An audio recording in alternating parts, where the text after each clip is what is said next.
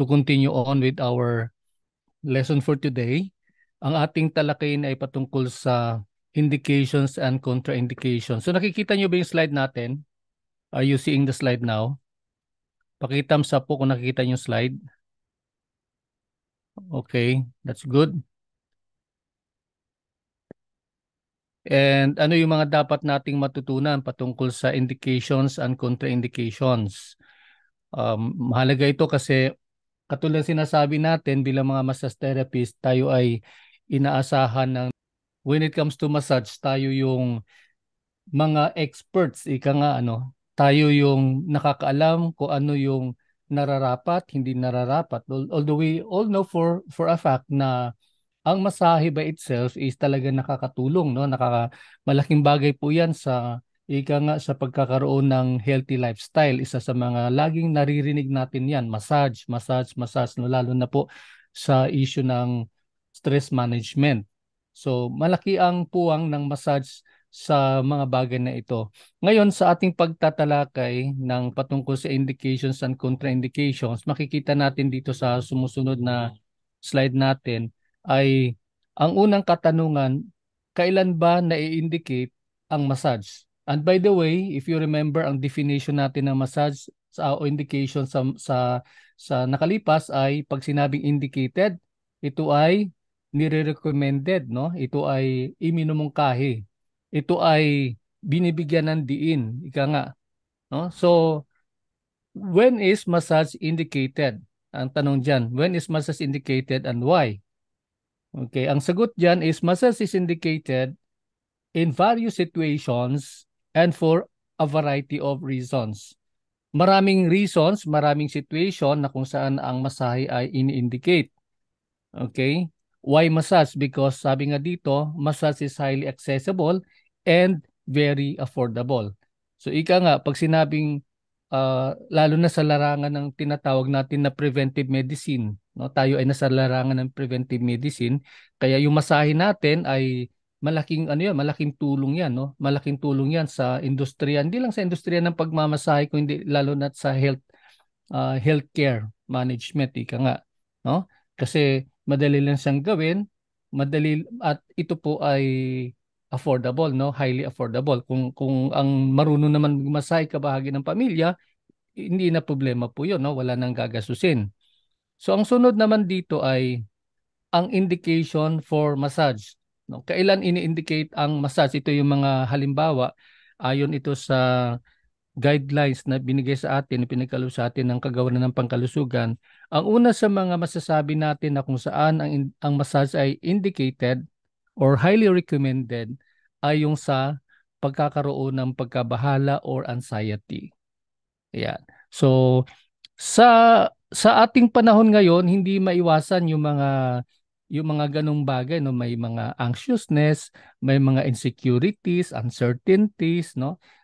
Kasi ang bilis ng mga changes, kung napapansin niyo, ang bilis ng mga pagbabago sa ating paligid, no? Hindi katulad nung araw, parang napansin ako sa aking sarili, napansin ko nung araw medyo mabagal-bagal pa ng konti. Pero ngayon, ang bilis ng mga changes, ang bilis ng mga pagbabago. Kaya ang isa sa mga challenges na kinakaharap ng karamihan ngayon ay paano mag-cope sa mga changes na ito, paano magsumabay sa mga pangyayaring ito. Kaya dahilan sa hindi kaya ng ibang sumabay, marami kasing reasons yan, no? Tulad na halimbawa, maaaring hindi naman sila ganun hindi yung kanila academic level hindi naman ganun kataasan. So sila yung mga medyo naiiwan, no, pagdating sa mga ganitong mga pagbabago. And then because of this, yun nagkakaroon ng anxiety. Kaya dito ang tumapasok ngayon yung masahe. Nasabi ng DOH, massage when it comes to anxiety, massage is one of the best remedy. The next one is depression. Okay, ano naman yung depression, 'di ba? Kung ang anxiety ay nagko-cause ito ng pagkakaroon ng yung pag-worry, no, pagkakaroon ng pag-alala, ang depression naman ay medyo malalim-lalim na ng konti. Okay? Yung depression parang nagkakaroon na yung withdrawal, ika nga, umaatras na, no? Lumalayo na yung tao kasi yun nga, tulad sinabi natin, hindi niya na nakakayanan yung mga challenges, no, yung mga pangyayari. no? At yung mga challenges niya, maraming reason. Posibleng financial, posibleng relational, maraming bagay, no? But since some people cannot just cope with all of these challenges, ika nga, ayun na nga nangyayari, nagkakaroon ng withdrawal.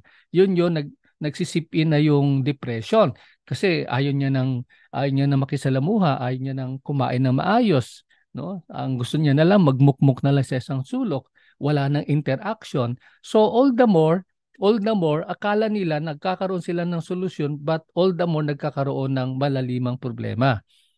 Okay? So again, here comes massage to the rescue, no? Rescue yung massage noon kasi tulad ng sinasabi natin, pagka ang hagod ay masarap, eh malaking bagay po 'yon, no? Nanunumbalik yung kasiglahan ng tao. Although it may take a little more time, pero sa kahit pa paano nag-o-open ng door, nagbubukas ng pintuan upang yung kasiglahan ng tao ay bumabalik, no? Yung kumpiyansa niya sa sarili niya ay bumabalik. Okay, ang sumunod naman ay ang insomnia. No, somewhere in the readings in earlier, meron din indicated din ng insomnia. Lalo na doon sa pagdating doon sa ating usapin ng oral and practical application, no, massage application. Okay, linawin natin kapag sinabing insomnia, ang insomnia ay may kinalaman sa hindi lang sa ilang linggo, ilang buwan, kung hindi ilang taon, no? Ilang taon na pagkakaroon ng problema sa pagtulog, either sa pagtulog or sa pagpanatiling tulog or sa pagkakaroon ng ika nga ng quality sleep, no? Pagkakaroon ng magandang pagtulog, no? Yung kapahingahan na sinasabi. So yun, there you are. Massage is indicated when it comes to that. Ang sumunod naman ay ito ay ano na to, medyo nasa physical part na to, yung lumbago, yung lumbago, no? Yung kung sa ano pa karaniwan sa mga Filipino, lumbago, yung ganon, no? Lumbago is yung pananakit sa ibabang bahagi ng likuran. Sino yung normal na mga o masasabi natin commonly nagkakaroon ng ganitong klaseng challenges? Yung mga nag-oopisina at nakaupo sa opisina ng mga 8 oras or even more. Okay? Ang mga halimbawa niyan, yung mga call center agents, no? Kasi yung call center, yung ganong klaseng trabaho ay hindi lang sila nakaupo ng matagalan at ano pa, no, binubombard pa sila ng iba't ibang mga personalities, no, iba't ibang mga challenges, emotional challenges, psychological challenges at that, no, kasi alam niyo naman ang kanilang mga kinikater ay normally may mga problema yon, no, problema sa mga services, problema sa mga kung ano-ano diyan, no, kaya ang naging ano doon, ang naging nasa receiving end ay yung kawawang nasa yung call center agent. Kaya yon, yung likuran na yan ay nagkakaroon ng problema. Yun yung karaniwan nangyayari, no? So yun, massage is a highly recommended kapag pagdating nung sa ganong situation. Ang sumunod naman ay yung tinatawag na myalgia, no? So ito naman ay pananakit ng kalamnan, no? So it has something to do with the muscles, yung mga ganon. Kaya ayun, no? Pagka muscular yung issue, pagka muscular yung challenges, yung perfect yung masahe, no? At lagi po yung ano yan, lagi pong to the rescue yung ating masahe na yan. Ang sumunod naman ay myofascial pain syndrome or MPS. Ito naman may pananakit, no, when it comes to the muscle, kaya lang ano siya, medyo locally ano siya, no, locally situated, no. Isang area lang siya na nandoon yung MPS na yan. But just the same, because it has something to do with muscular pain, ayun, perfect yung ating masahe. Okay. Ang sumunod naman ay ang neuralgia. Ito naman ay has something to do with the blood vessels, no? Parang ang feeling niyo parang may nararamdamang ano, parang tusok, no? Or pananakit sa ano na ugat. Okay, so ayun po kapag of course hindi naman natin agad-agad nalalaman po 'yun kasi ano na bang malay ng mga massage therapist kung yung case ba yan ay may facial syndrome, may neuralgia, yung whatever. Well, of course, pag sinabi ng doktor yung ganun yung findings nila, yun. Pag alam natin na neuralgia yun, well, yun, ang pinaka immediate na maganda nating pwedeng ano is mabigyan natin ng masahe, no? As to what type of massage, then that remains to be seen. No, depende yan kung ano yung mga conditions at saka ano yung situation sa kabuuan. Ang sumunod naman ay ang paralysis, no? Paralysis. So an example of that is yung napag-usapan natin sa regular class natin, yung Bell's palsy. Yung Bell's palsy na yan ay yung paralysis na yan, 'di ba? Yung part of the face could magsasag na yan siya, hindi na siya masyado nagfa-function. Although ang sabi naman ng DOH, pwede naman curable naman yan, no? Curable naman yan. Tsaka may mga findings na nagsasabi yung cases ng Bell's palsy ay normally ano daw yan, stress related, no? So kapag ganong cases, pwede po natin silang bigyan ng masahe ang ating mga patients. Okay. The next one in the list is the sciatica or the inflammation. Ito yung sa inflammation ng ano ng sciatic nerve. Okay? So ang sciatic nerve ay matatagpuan natin dito, no? Ano po 'yan? Nagko-cross po 'yan dito sa hip pagpunta yung sa baba, no? Pag ganun, no? At saka hanggang sa leg, lower part ng leg. Nakikita nyo ba pag ganun po 'yon? So masakit po 'yan. Masakit po 'yan, no? Sabi nga ng iba, 'yan daw ay ano, sakit mayaman. Okay? Naniniwala ba kay Ron? No, sabi ng iba, sakit mayaman 'yan, no? Kasi 'yun na daw, no, kapag yung wallet ay makapal at kunwari makapal yung wallet at yung mama na 'yan ay nag-drive ng matagal, no? So naiipit yung sciatic nerve. At pagkakaroon ng ipit na yun, na-irritate yun yung nagkukos ng sciatica. Okay? So again, sabi ng DOS, perfect po yung masahe natin dyan, no? Perfect po yung masahe na pag it comes to sciatica. Kaya ang sumunod naman ay pre and post stress syndrome. Medyo sa tingin ko parang ano to hindi masyado siya maano natin kasi ah, kapag yung stress parang kakapareho din nung cases ng anxiety, no, ng cases ng depression, yung gano'n, no. It has something to do with stress, no, before and after the stress. Kaya ayan, parang preventive measure, no? Remedy natin sa mga ganitong situation ay ang masahe. Okay. So, what else do we have? Ayan. So, that's all about the indications. Nabalikan natin. We have anxiety, and then depression, insomnia, lumbago, myalgia, and then ang sumunod naman yung myofascial syndrome, MPS. And then pumasok naman yung neuralgia. And then paralysis, which is yung pinaka-common dyan, yung Bell's palsy, sciatica, and yung panghuli, pre and post stress syndrome. Okay, so everything, lahat ng ito ay yun yung ano yun, highly recommended, no? Highly indicated, highly suggested na mga remedial measures, no? Ito yung ating papel sa larangan ng ano, sa larangan ng preventive medicine. So ngayon naman pag-usapan natin yung contraindications. So what do we mean by contraindications? Okay, pag sinabing kontra, 'di ba? Against. Okay, that's the antithesis di ka nga ng indication. So, 'yan yung against, no? So, ano yung mga contraindications? So, these conditions, pathological conditions and na kinakailangan nating malaman sapagkat ito ay hindi nire-recommend ng DOH, no? Ito ay mga areas na kung saan ay although hindi naman maramihan talaga, pero ito yung mga areas na kailangan iwasan natin sapagkat maaaring magkaroon ng complication. So let's take a look at that. Okay. So ang contraindication ayon dito ay may vary depending on the individual and the specific health condition. So yung pagkakaroon ng contraindication, pagkakaroon ng pag-iiwas sa pagmamasahe, depende yan sa individual, no? Depende yan sa kanilang particular na situation, no, health situation at the moment. And then, ano yung mga general contraindications? And we have here in our list. Number one, infections.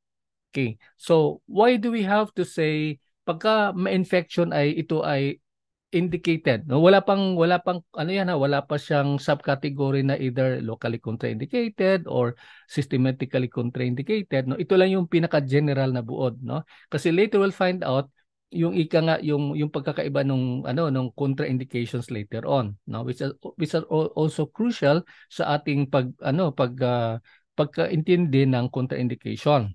So, infection. Bakit infection? Bakit generally contraindicated an infection? Simply put, because pag sinabi nating infection, it has something to do with harmful microorganisms. Ito ay isang pathogenic condition na ibig sabihin po nun, kung may infection, there is a big probability that anyone could be virtually infected. No, magkakaroon ng contamination. So, sa madalit sabi, kapag ang condition ay highly infectious, no, or highly contagious, then we have to do away with the massage, no? That means hindi natin pwede igawad yung massage. Another thing is fever. Okay? So kapag mataas ang lagnat o ang sinat, ang blood ano tawag nan, ang body temperature ng isang tao, no? Yun po, sabi po ng DOH, hindi pwede. Hindi pwede. Although some sectors might say, well, pwede po 'yan, no? Meron kaming paraan para diyan, no? Alam naman siguro natin na minsan naririnig natin yung mga ano no, yung mga ang tawag niyan, yung mga ibang mga practitioners ng mga manghihilot, ika nga, no? Sabi nila, yan daw ang kanilang expertise. They can do something to listen or alleviate yung condition ng fever. Pero ako naman sa tingin ko diyan is normal yung fever naman, 'di ba? Kung if you agree with me, it has something to do with infection as well, no? Kasi sintomas na yung fever na 'yan eh. Hindi naman talaga yung sakit, no? Just a symptom is a manifestation kaya nagkakalagnat because something is wrong within the human body. Okay? So, yun po. Skin conditions, well, depende po 'yan, no? In our previous discussion sa pathology natin, no, sa microbiology and pathology, may mga ibang skin condition, halimbawa ano tawag na psoriasis, hindi naman siya nakaka-infect, no? Hindi naman siya hindi kasi ano po siya hereditary, wala naman siyang Kaya lang po generally hindi po in-advise kapag mayroong skin condition, lalo na kung may suspicion tayo na this has something to do with the harmful microorganisms. Okay, the next one is recent injuries or fractures, no? So po yung sariwa po yung trauma, no? Nagkaroon ng sugat, nagkaroon ng bali sa katawan, sa buto. Okay? So, yun po. Generally po, contraindicated. And of course, yung very, very famous, no, very common, yung pag narinig mo yung cancer. Okay? Why is that? No, why is that? Why is that cancer, any condition that has something to do or yung findings na yan ay cancerous, wag nating gawa ng pagmamasahe. Simply because meron po yung tinatawag na yung nagme-metastasize, no, yung mga cancer cells dumadami siya, no. So ang nangyayari diyan is yung infected na cancer cell, yung cancerous cell na yan ay ang kanyang tendency para siyang pakman, no, kinakain niya at nilalamon niya yung mga good cells, no. Kaya yun yung metastasize. Now, we all know that when it comes to massage, lalo na kung Swedish massage, di ba yung mga stroke natin patungo saan? Ang stroke natin patungo sa heart.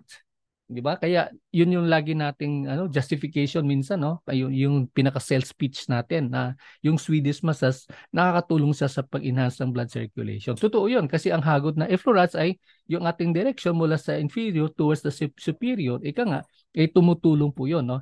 So, given that kind of a principle, ganyan po na sistema ng pag-circulate ng dugo, yun na yun, no? Kapag inangkop na natin ito sa cancer, yun na, no? Lalong dumadami yung lalong nag-metastasize, no? Sa halip lang na nasa first stage, baka after a few days nasa third stage na, no? Kasi ang bilis ng pagkalat. Okay? Kaya yun ang sinasabi ng DOH na no. Hindi natin pwedeng ibigay yun, no? Huwag nating gawin sa ating client. Okay. So, there you are. Ngayon, dito na tayo ngayon, no? Tulad na banggit natin kanina, meron kasing pagtatalo. Pagtatalo ba 'yon? Merong subcategory yung contraindication, no? Ano po yung dalawang subcategory? We have the locally and the absolutely or systematically contraindicated. Yung term na sa absolute at systematic, one and the same. One and the same po yun, ha? The same mammal po yun. No? So, ngayon, ano yung difference ng dalawa? No? Una sa lahat, pag sinabi natin kasing locally indicated o contraindicated, that means yung area na affected ay wag mong gagalawin, subalit pwede mong galawin o pwede mong masayin yung area na free from any physical problem, no? Yung ganon.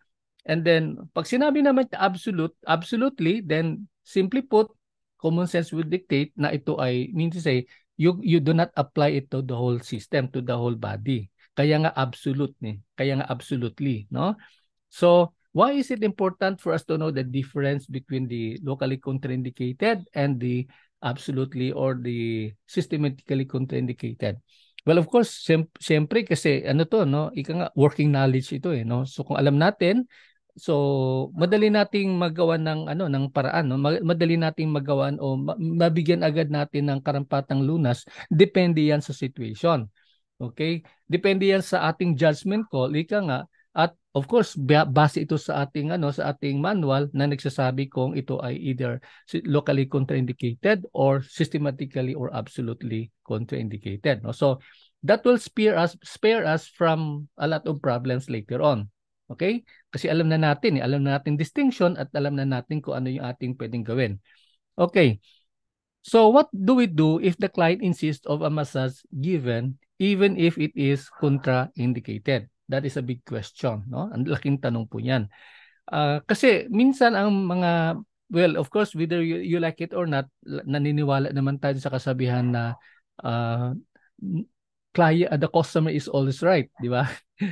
Or somewhere in Manila, may nakita ko nung malapit sa airport, may malaki silang signage, no? Sabi nila, customer is king or customer is queen. Ganon, no? So, ibig sabihin nun, talagang, dapat sundin natin kung ano yung gusto ni client. Okay. Ang akin lang naman dito is, of course, kasi tayo yung educated mga term noon. Tayo ay sinanay ng DOH, no? Tayo ay tinuruan ng DOH na mga bagay na dapat gawin, hindi dapat gawin. And this is now, we are now given the responsibility, well, of course, to educate our clients. So why do we say educate? Kasi syempre minsan kasi hindi naman nila alam yung mga nangyayari. Hindi naman nila alam yung mga implications ng kanilang mga request sa atin, no? Kaya nga tayo ang nagtuturo sa kanila. Yun yung dahilan kung bakit binigyan tayo ng DOH ng manual upang at ating aralin, no? Para alam natin. Alam natin kung ano yung ating gagawin. Para yan yung pong isang reason para maiwasan po na tayo ay mabuli, no? Kasi pagka maramdaman kasi minsan ni client na hindi naman natin alam yung ginagawa natin, we're not even sure on what we're doing, then nagbibigay yan ng open door, no? Ng open door. It's either pang-aabuso, kasi ang abuso maraming paraan, 'di ba? Verbal, non-verbal, sexual, whatever. So, yun yung nag-open ng door. Pero kapag alam ng client, alam natin pinanggagawa natin, medyo umaatras yan, nagdadalawang isip yan. Why? Kasi alam nila na alam natin yung ating ginagawa. So same is true when it comes to the contraindications. At sa tingin ko din, kapag ka na-master po natin ito sa totoo lang, kapag ka na-internalize natin yung mga bagay na ito, alam niyo po sa totoo lang, medyo tataas yung paggalang sa atin ng ating client. Okay? Medyo dahan-dahan nawawala yung stigma na kapag sinabi kasi nung araw massage o masahista, di ba? Ang stigma nun negative eh, di ba? Kaya tayo, minabuti natin, we do not use the term masahista, no? We always use the term massage therapist. And yung DOH naman, masur, no? Kasi yun yung nasa Presidential Decree 856. Yun yun. Pero hindi po yung masahista kasi negative po yung connotation. So what we're saying here is the more knowledge you have, the higher yung respect sa atin ng ating client. Okay? So ayun po. So ano yung mga examples ng locally contraindicated? So ayan, abdominal diastasis.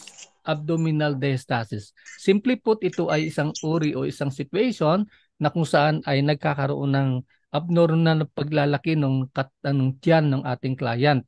No? So, ayun po, ang sabi po. Kasi hindi rin natin alam kung minsan kung ano yung talagang pinaka-reason, no? But normally, kapag ang client natin ay madalas umiinom, no? Hindi ko sinasabing lasinggo, but madalas umiinom, lalo na kung iniinom ay mga beer, yung mga ganun, nagkakaroon sila ng ganitong kondisyon. Okay? Ang sumunod naman ay abnormal lumps, no? So hindi pangkaraniwang bukol. Kaya yun po yun, no? Kaya ibig sabihin po nun, kapag na-encounter natin yung ganong condition, naturalmente iwasan natin, no? Iwasan natin yung ganong cases. Okay, acne vulgaris, ito yung pimples, yan po yon, locally contraindicated, and we can take a look at that even doon sa ating pag-aaral ng microbiology and pathology. And then Atlas foot, this is the foot ringworm or Tinea pedis ang tawag dito. In other words, ito ay bony. So ito ay locally contraindicated simply kasi ito ay nakakahawa. Okay, so what else do we have here? The next one is, oops, yun na lang pala. Ang aga natin. Okay, hindi. Eh, Ano ko babalikan yun? Wala siyang warning. Hindi siya nagpasabi muna. Oh, well, ayan. Mm, Indications, contraindications. Yeah, marami-rami ito actually. Oh. Anyway, sa slides natin, yun lang pa naman yun. Pero sige lang, ipag-usapan na rin natin. Yung iba lang, no? We cannot, since we still have enough time, pag-usapan natin, no? Okay.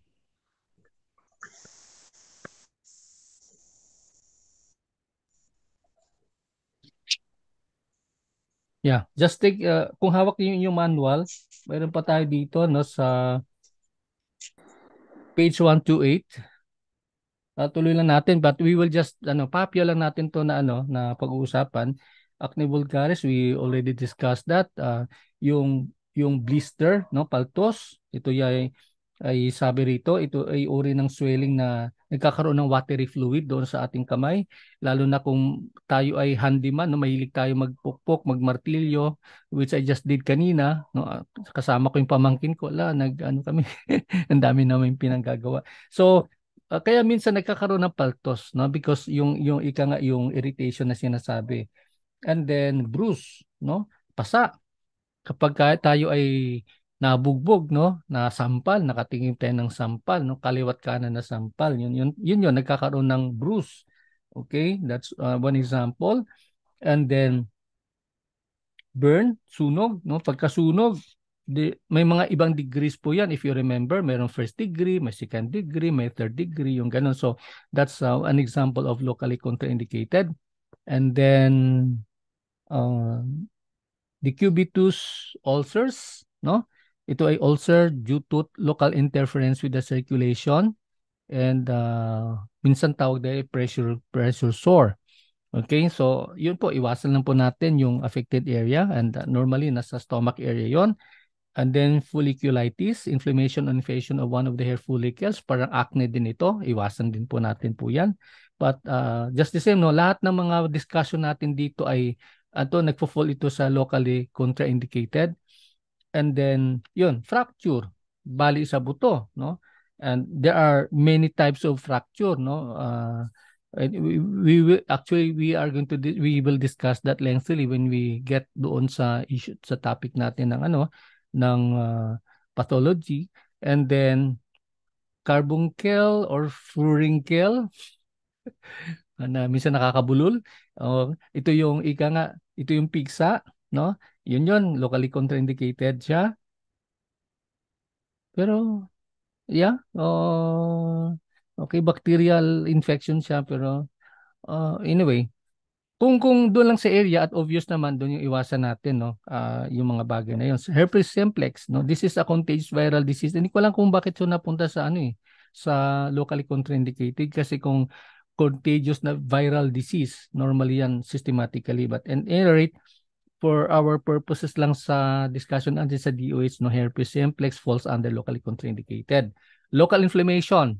Ano yung local inflammation? Ito yung magkakaroon ng mga uh, yung mga ang tawag noon, yung pamamaga, no? Swelling, may mga ganun, no? So normally naman yung inflammation na yan ay minsan hindi lang normally, minsan naman ay ito ay cause ng mga harmful microorganisms, no? Open wounds, mga sugat, inflammation ng vein, phlebitis, and then shingles, no? Varicose veins, yan, alam na natin yung varicose veins. pagka varicose naman, yung parang yung spider, yun, makikita natin yun sa ating discussion ng ano ng microbiology. And then the wart, no, the kulugo. Yun po, this falls under the category ng locally contraindicated. Now, tunguin naman natin dito yung sa patungkol sa absolutely contraindicated, no? Again, wala to sa aking slide, no, for the meantime, pero iilan na naman to. Pasadahan na lang natin ng konti. Okay, number 1 is cardiac arrest. Okay. Ano yung cardiac arrest? This is sometimes called as the myocardial infarction. Myocardial infarction or MI. Okay. Sudden cessation of the pumping function of the heart with disappearance of arterial blood pressure. So, hindi na nagfa-function. Okay? So, ito ay absolutely contraindicated. So, lahat ng dito sa category na ito, absolutely contraindicated, no? Hindi pa pwede natin bigyan ng masahe o gamitan ng pagpamasahe. Ang sumunod naman ay ang bulutong tubig or ang chicken pox, no? So paano mo malalaman 'yan, no? Nagkakaroon ng itchy spots, no? May mga blisters sa buong katawan, okay? And then ito ay normally cause ito ng Bacilla varicella zoster virus. So this is caused by a virus, kaya ayun, this is absolutely contraindicated. The other one is contact dermatitis. Ito sa inflammation na nagkakaroon ng pangyayari because of contact with substances originating from the outside of the body. Parang ano to allergy, no? This is a form of allergy. Okay, fever, ano natin kanina, na-mention natin kanina sa general contraindication. Gout, no? Iyon, this is a form of an arthritis na talagang grabe yung pain. So generally, hindi po pwede po yan kasi nagkakaroon siya ng swelling sa mga joints. Hepatitis, no? This is something to do with the inflammation of the liver. And then hypertension, mataas yung BP, yung systolic napakataas, no? Ang sabi ng DOH is if it's above 140, yan po considered na hypertension na po yun, no? Hypertensive. Although if you look at it very closely, may mga ano pa yan siya sa totoong buhay, may mga variations yan depende yan sa age level, no? Pero minsan kasi hindi mo namin masabi, no? Kasi bumabata na yung mga nagkakaroon ng ganitong klaseng condition. Kasi nung araw, ang kalimitan nagkakaroon ng hypertension, di ba? Yung medyo may mga edad, no? Pero because of the lifestyle, ika nga, no? Sa mga pagkain kinakain, yung mga pagpupuyat na yan, yung mga marami factors, kaya bumababa, no? Bumabata yung nagkakaroon ng ika nga ng hypertension. Infectious disease, yung mga iba't ibang uri ng mga infectious disease, halimbawa TB, yon, no? And many others. Kaya pagka ito ay dahilan po sa infectious disease, then sabi ng DOH, this is absolutely contraindicated. Okay? Another one is flu, yung influenza. Okay. Well, of course, because of the inflammation ng upper respiratory tract, no? So yun po, absolutely contraindicated. At of course, yung mga lisa, mga kuto. Okay? Lice is a flat wingless parasitic insect that may be a carrier of pathogens. Hindi lang maybe, talagang carrier ng pathogen, no? Kaya yun po kaya iwasan po natin 'yan. Kapag ang massage room or ang massage bed ay nagkaroon ng ganitong infection, kawawa yung mga sumunod na clients, no? Kasi madali siyang kumapit eh. Pag kumapit na 'yan, yun, no, kakalat na siya, no? Kaya ayun po, dapat kaya yun aking sinasabi lagi na kapag tayo ay nagmamasahe, lalo na sa mga kasama natin ng mga spa operators, talagang iwasan natin yung pagre-recycle ng mga linen, ng mga towels, ganun. Kasi yun nga po sinasabi natin, no? Hindi natin alam kung anong pagkakataon mayroong infection. Hindi natin nakikita po yan eh. Tsaka number one, ang ating massage clinic ay napakadilim, di ba? Meaning to say, yung kanyang lumens, yung kanyang liwanag talaga mahina, no? Kaya hindi mo talaga makikita po yun. Okay, yung sumunod naman ay liver cirrhosis. Ayan, ito yung nagkakaroon ng problema sa ating atay. And then ayun, no, kaya yun dapat ingatan natin po 'yon, no? Ingatan po natin po 'yon. Okay, yung liver na yan. Headache caused by a migraine. Yun po yan, no? Ah, yung pagka-time na sa atake niya po, yung tinatawag natin, if you remember our discussion earlier on sa regular class, na kapag nasa acute stage, no, pag sinabing acute stage at the onset na nagkaroon siya ng atake, nagkaroon ng ganung klaseng headache at yung headache na yun ay migraine, no, hindi lang siya stress related kundi talagang, although yung migraine naman nagtitrigger yan kapag na-stress yung tao. Okay, so ayun po, sabi rito ng DOH, hindi po siya indicated. Okay, multiple sclerosis, yun, no, especially during the acute stage, no, yung sa time na nagkaroon ng flare up, mumps, yung mga beke. Okay, yung beke naman kasi alam naman natin viral infection po yan, no? So hindi po yan nire-recommend. At ang panghuli dito sa list natin ay ang patungkol sa pneumonia, no? Pneumonia, lalo na again sa acute stage. Okay? So ayun po, sabi ng DOH, ang pagka ang patient ay may ganitong klaseng inflammations ng kanyang lung tissue at naka-affected na yung buong mga baga niya, yung kaliwat kanan na baga, then ang sabi ng DOH, hindi po siya indicated, hindi po siya recommended. Okay? So, ayun lamang po yung discussion natin with regards doon sa absolutely contraindicated tsaka sa systematically contraindicated, no? Yun. Ang sumunod na pag-usapan natin is yung wellness massage tsaka therapeutic massage. I don't know if may oras pa naman tayo. Yeah, kasi makeup class naman itong ginagawa natin kaya hindi natin siya we will just make a rundown, no. So tumungo na tayo ngayon sa ating discussion doon sa wellness massage at therapeutic massage. And the question normally is, ano yung pagkakaiba ng wellness at nung therapeutic? Diba? Have you ever wondered ano yung pagkakaiba ng dalawa, no? Sa buong spectrum ng medical care, nandito tayo sa preventive medicine, no? Tama ba 'yon? Nasa preventive side tayo. Okay. Kaya lang sa preventive side, kahit na preventive side, may dalawa pa rin siyang category pa rin, no? Mayroon yung tinatawag natin na wellness group, no? Yung wellness massage ang kanilang pinaka-forte, meron naman yung tinatawag natin na therapeutic. Okay, pag sinabing therapeutic, although limited lang naman yung scope ng pwede niyang gawin, pero siya ay nasa preventive pero ang kanyang forte is nasa therapeutic side. Nakakalito ba yan? Preventive pero therapeutic. Okay. Okay. Pero yun lang. Linawin lang natin kasi kung tayo ay nasa preventive, hindi tayo talaga doon sa ika nga yung malaliman na curative. Okay? Yun talaga mainstream mga doctors na, mga health professionals ang gumagawa. No? So, andito tayo ngayon sa dalawang ito. Ngayon, bakit kailangan nating malaman? Bakit natin kailangan maintindihan? If you notice naman sa ating DOH oral and practical examination, sa oral practical examination, dalawang thrust na pwedeng mangyari, no? Dalawang thrust. Either si assessor ang kanya inclination and dun sa wellness. When you say wellness, ang kanya lang ipapagawa sa inyo ay yung five basic strokes, no? Five basic strokes. Ano yung five basic strokes? How do you perform the five basic strokes? Ano yung kanya mga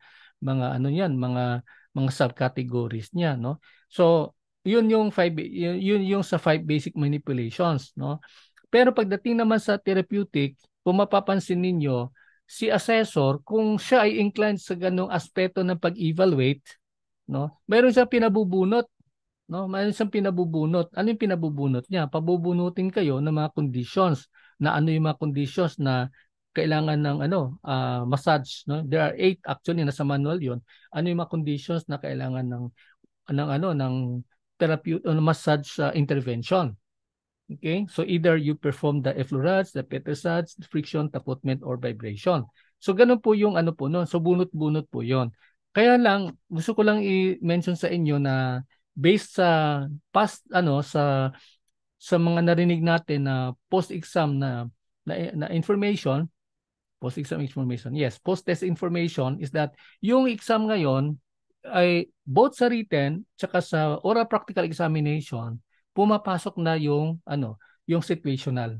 Pumapasok yung situational. Pumapasok yung analytical, no? Analysis, yung gano'n, no? Hindi lang siya basta basta simple na ika nga na objective type of examination kung hindi meron siyang ganun situational. So may pinopose silang isang question, isang paragraph, and then mula doon humuhugot na iba't ibang tanong. So ganun din po sa oral practical examination. Kasi ang ating tinuro sa mga nakalipas na group which alam naman natin na yun ang pattern ng araw.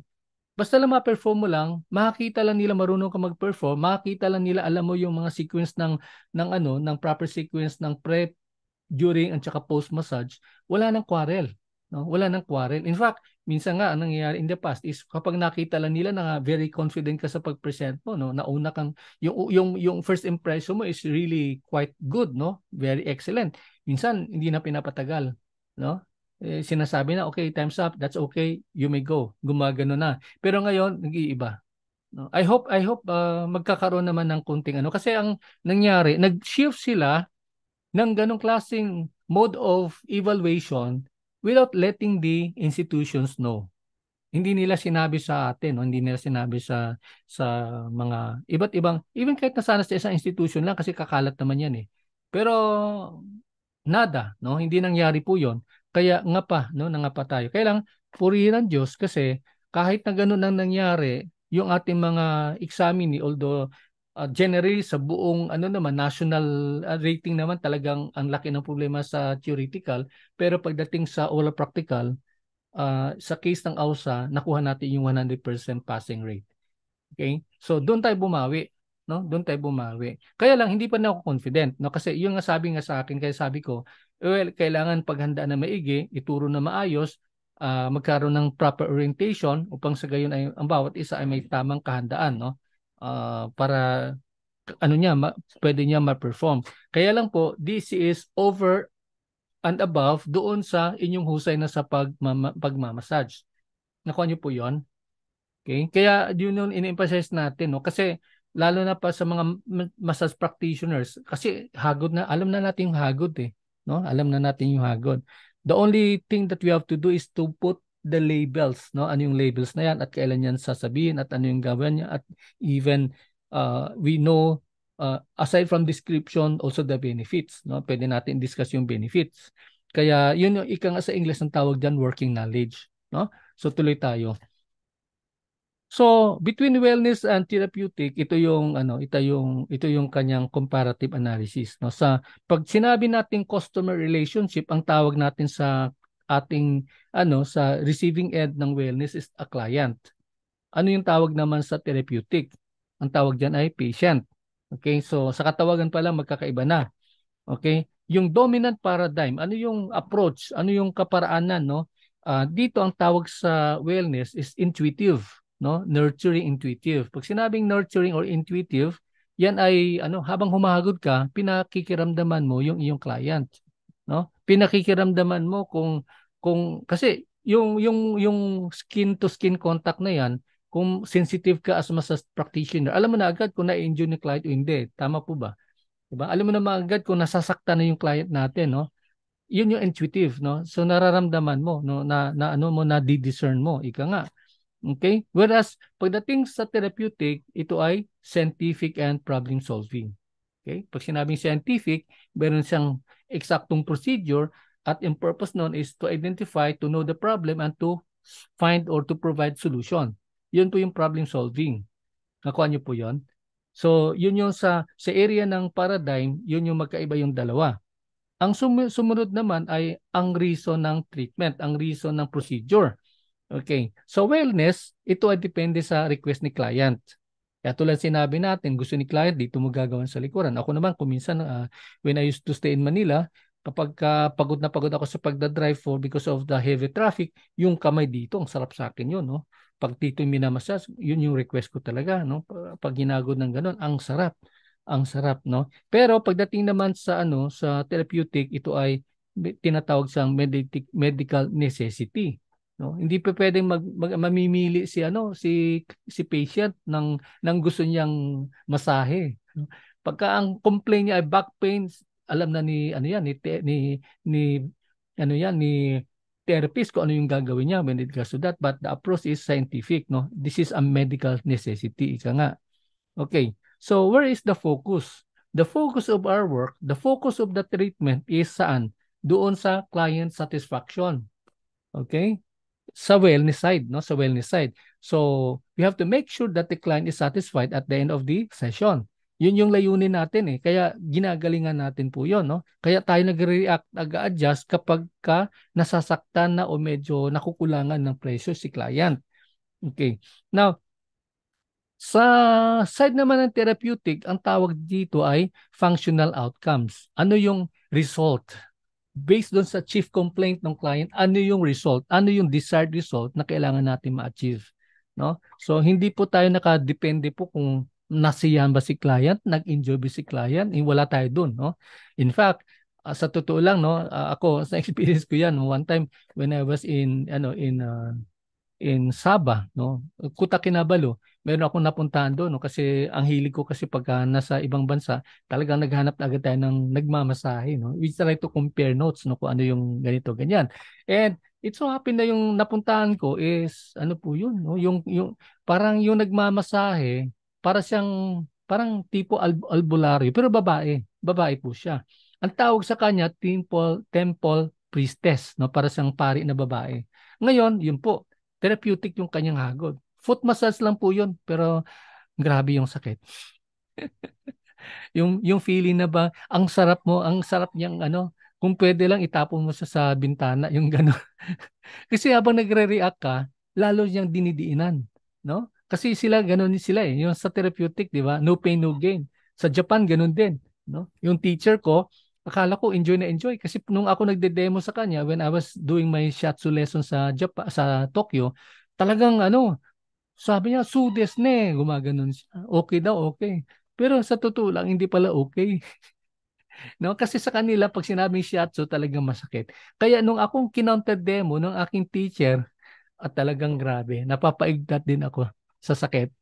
At saka yun nga yung akin napansin. Kapag sinabi o pagka nagparamdam ka sa kanyang area na ano, diniin na masakit, hindi siya titigil hanggat hindi ka ano habang nagre-react ka. No? Ang kanilang feeling diyan is kailangan hindi ka na nagre-react, no? Pag namanhid, yan, tama, ibig sabihin yan may healing. Okay. So, naniniwala ba kayo doon? So, ganun sila, di ba? Ganun sila. Yung mga tipong manghihilot, yung mga ganun, di ba? Talagang painful, masakit. Okay.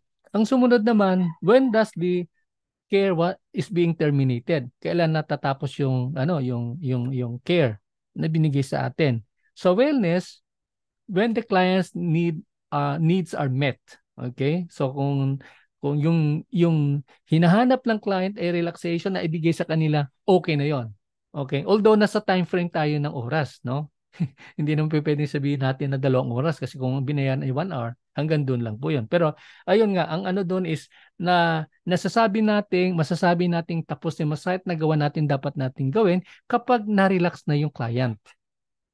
Are you getting me? No? Yun, no? Yun yung konteksto nun. Whereas sa therapeutic massage, ito yung sinasabi maximum medical improvement. So nagkakaroon ng pag-improve ng kanyang medical condition. Kung meron siyang complaint na back pain, habang minamasahe siya, unti-unti nawawala. Yun yun. Yun yung pinaka-indicator. Hindi yung nag-enjoy siya at nasarapan siya. Kung hindi, naiwasan o naibsan yung ganong klaseng pain na nararamdaman. Okay? So ano yung primary massage treatment technique na ginagamit? No? So wellness, yes, we have the 5 basic strokes, no?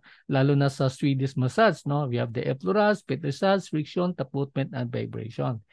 So yun po yun. Pero sa therapeutic massage po, marami siyang mga iba-ibang mga technique, no? Meron siyang halimbawa, may facial treatment, deep tissue massage treatment, cross fiber friction, neuromuscular trigger point, yung gano'n na sinasabi, and other techniques. But definitely, the defining moment is painful. No? Yun lang po yun, no? And the therapists are accountable to the client, tayo po yon. And then sa therapeutic massage naman, the therapist is accountable to the other healthcare providers, the patients, no, lahat ng tao na involved doon sa healthcare management na yan, no. Ayun po. Okay. Time spent on documentation, 1 to 5 minutes yung ating, ano tawag nun, yung sa client intake natin. And then sa therapeutic naman, 5 to 20 minutes. Yung training, when it comes to wellness, basic certification is enough. And technically sa DOH, only 60 hours of training ng theoretical side and then 60 hours naman exposure doon sa practical side, no? So all in all 120 hours, no? Hindi minutes kundi hours. Okay. Pero pagdating sa therapeutic, marami siyang pagsasanay, no? Marami siya, may tinatawag siya orthopedic assessment, meron siya mga pathologies and contraindications, no? Ganon, medyo madugo yung aralin tungkol doon, no? Medical terminology, documentation, and even communication skills. No? So yun po yung kabuuan po ng kanilang mga pagsasanay. Okay? And then the experience, sabi rito, once you have the license, you can already start doing the massage. Pero sa therapeutic naman ay hindi lang po enough yung kanilang license, no? Kailangan po nila meron kasama sa training nila yung clinical program, may mga tinatawag sila internship, yung gano'n, no? So that makes it different sa wellness, no? Kasi sa wellness, insigida, no? Pagka marunong ka na, meron ka ng license, then by law, you're already allowed to practice the profession, no? Okay? Receiver's emotional state level, yan. Ang sabi rito, proactively seeking care, yung hinahanap natin, yung ating pagmamasahe natin ay talagang tinitiyak natin na ibibigay natin yung hinahanap nilang treatment. And dito po sa therapeutic naman ay didn't ask to be injured, maybe depressed. Ayun, no? So depende yan sa mga condition, no, na ano, hindi natin pwede kasing ano hindi tayo magbe-base doon sa emotional na nararamdaman ng client kung hindi doon sa base sa kanyang chief complaint, ika nga, mayroon tayong karampatang treatment na ginagawa o gagawin. Okay? Sa physical demand naman sa practitioner, sabi rito, pagka wellness, lighter yung massage, no? Lighter yung massage. For example, yung Swedish, no? Lighter. Kung relaxation yan, natural. Depende yan sa preference ni client. Okay? Whereas sa side naman ng therapeutic, ito ay maaring heavy, no? Ito sinabi natin kanina, talaga madiin na madiin, no? At yun nasa tinitest ng therapist yung threshold level natin, yung pain level natin, no? Kung saan tayo, hanggang saan natin kaya yung pain na yun habang nagkakaroon ng management. Okay? Ayun, client education, okay, within the scope of the practice, di ba sinasabi natin, paano ba yung masasabihin natin para ma-educate natin yung client natin, di ba? If you remember sa ating pag-aaral ng post-massage, mayroon tayo uminom ng sapat ng dami ng tubig, di ba? Magpahinga na maayos, mag-exercise, yung ganun. Yun yung mga aftercare na sinasabi. Sa side naman ng therapeutic, sabi dito, hindi siya nagtatapos agad sa isang session, no? Ito'y tuloy-tuloy, no? Ito ay kung ano yan, minsan nga sinasabi pa ng therapist na bumalik uli sila para mayroon tayong follow-up check-up, no? Para malaman natin kung nag-improve yung kanilang condition or not, no? So ganun po 'yon. And then yung marketing model, yung dalawa when it comes to marketing model, ito ay sabi dito consumer marketing. Ayun, no? So yung pagma-market depende yan sa result nung treatment, no? Kung if we have the services, ika nga na sinasabi natin na we have a unique unique proposition, no? UPS something ganon. Ano yung iba sa iyong services na kailangan tangkilikin o babalikan ng ating client, no? Para magkaroon ng return client. Whereas sa side naman ng therapeutic, ito ay yung kanyang is most often nasa word of mouth, yung kanyang marketing strategy, no? Kapag mayroong naramdaman yung tao, and then normally ang tanong ng tao, saan ba ako pwede magpa-check up, saan ba ako pwede magpa-treatment, magpa-therapy, yung gano'n, no? So word of mouth, no? Most likely mas effective yon kasi based iyan sa experience ng tao, no? Kaya yun no. Kapag malawak yung exposure mo through that, marami kang client, chances are yung iyong word of mouth mas mataas yung tsansa, no? Mas madami ang magkakaroon ng ganung information, and then without you knowing it, kapag mahusay na yung services, talagang dumadami yung mga clients. Okay? So yun po ang ating discussion with regards to the wellness massage and the therapeutic massage. Hindi ko na naiano sa slide kasi it will take time. Pero minabuti ko na lang na ma-discuss natin because it's already, you can find it in your manual. It's pages 133 hanggang 134. Okay, so ayun po yung ating discussion for today. And then unless you have anything to ask, meron ba kayong gusto i-clarify? Albert, do you have anything to ask? Meron ka bang clarification? Wala naman? Okay na tayo. Merly?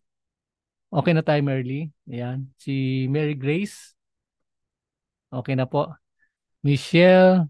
Uy, si Michelle nasa clinic siya ngayon. Okay. Para lang nakikinig sa radyo, ano? Okay. And of course, si Bernadette. Okay, so that will be all for now. By tomorrow, by next Sunday, tutungo na tayo doon sa, ayan, mabilisan lang naman tayo. Didiretso na tayo doon sa actual na, no? Module 4 na tayo, no? Phase 3 stages of massage, no? Actually, halos kasabay na natin yung sa regular class natin kasi ako, ang ano ko is, we are done already with the discussion natin sa microbiology and pathology. Kaya sabi ko, balikan natin yung, balikan natin yung sa 3 stages of massage kasi yun yung dapat gusto nating ma-master, no? Kaya, ayun, we'll be, halos magkasabay na tayo nga pala, no?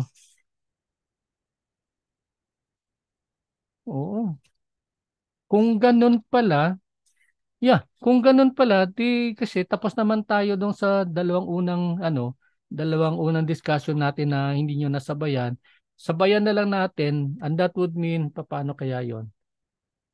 Tuloy tayo, skip na lang natin ito next meeting, and then, uh, kayo ba nakahabol doon sa, di ba nakahabol na kayo sa anatomy natin? Discussion sa anatomy?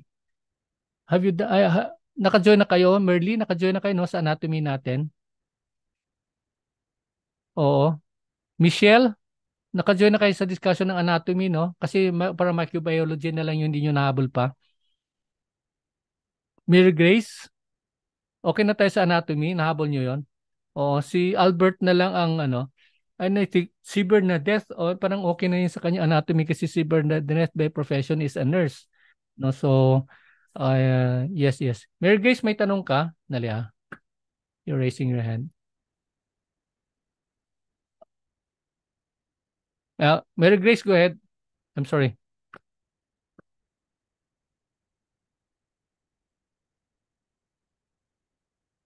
Yeah, Mary Grace? Yes, yes, yes. Yes, sir. Good afternoon. Good afternoon, classmates. Oo. 2 days lang man yung late ko, sir, pero pumaspasok pa rin ako sa makeup class para refresh sa klase. Oo, refresher. Okay, okay. Opo. Tapos, yung sa video, sir, ako yung nag-chat sa iyo na next Monday na lang ako kasi andito ako sa Santo Tomas. Nakisakay Mm. lang din ako ng tracking para sa pamasahe, makales. Oo, makatipid. Oo, tama yan. Oo. Opo. Tapos yung paraphernalia ko, sir, andun sa makilala kasi, sir. Sige lang kasi ano pa naman, magsiset pa naman ako ng deadline for the submission ng inyong oral practical requirements, no. So actually magre-refresh din muna ako doon sa starting bukas, no, i-refresh lang natin. But as I said, yun nga, dahan-dahan na yung gagawin niyo inyong requirement na Ah, isa-submit niyo, no. yes At po, yung sir. oo. Sige. So, we will discuss all these things by tomorrow. Pag-usapan na lang natin. Okay na Okay, tayo? sir. Sige, sir. Yes po, sir. Okay. Thank you, sir. Okay. And then, salamat uli. Albert, okay ka lang ha? Wala naman tayong problema. No? So, thank you so much. So, that will be all for today, class. And then, thank you so much for being with me sa klase natin for today. And then, as like I said, kasi kung okay na tayo, lahat naman kayo na discuss na natin yung anatomy physiology, nasundan nyo naman yung microbiology. I think dito na magte-terminate yung ating every Sunday class. Nakuha nyo po yon? Kasi ang mangyayari sa atin next week, review na lang yun yung mga past discussion natin hanggang sa I think October, no? October. Yung re-review na yung gagawin natin, magre-repaso na tayo ng husto. Yun na yung gagawin natin. So, okay lang sa inyo, hindi na tayo meet up ng ng next Sunday ng class kasi magme-mainstream na lang tayo. Okay na 'yon? Okay. Sige. So, this will be the last day natin sa ating makeup class ng Sunday and then tuloy na tayo kasi another thing if you have some friends na may mga kilala kayo na yung mga hindi nakapasa sa exam, even coming from other institutions, mag-o-open tayo ng program para sa refresher class. No? So every Saturday naman yon. Every Saturday pero 2 oras every Saturday. Every week yung refresher class na yon. So if they're interested, you let them know. Even for students ng AUSA, kung may kilala kayo na nag-training na nung araw pero hindi pa napag-exam, you inform them because I will not allow them to take the DOH exam kung wala pong refresher. Kasi marami mga changes, marami mga bago eh. Sa mga filing ng mga requirements, sa mga submission ng requirements, maraming bago. Sa mga exam, maraming bago. That's why I really have to make sure na lahat na mag-exam this coming December, kahit na previous student, kailangan dumaan sa refresher. Okay? Parang sumasabay tayo sa bar exam ng mga abogado, di ba? Next Sunday yon. Bar exam talaga. Okay, sige po. That will be all. Thank you so much, Michelle. Talagang tuloy-tuloy yung kitaan mo diyan, Michelle, ha? Okay. Okay. Sige, script ng 3 stages of massage. So send nyo lang po kung meron na kayong script, padala nyo po din po sa akin, no, para we can take a look at that. And then kung maganda naman ginawa nyo, okay lang sa inyo, share na natin sa iba. No, kasi iba nangangapa sila dun sa script, no, yung sa kanilang spiel. Hindi nila alam po paano buuin yun. Although I try to encourage na gumawa kayo ng sarili nyo. Pero sige, pwede din na magpadala lang tayo ng gumawa tayo ng template para the others could easily follow. Okay? That will be all. God bless. See you Monday. And then, reminder, wala na tayong Sunday effective today. Tuloy-tuloy na tayo sa ating regular classes. God bless. Bye for now.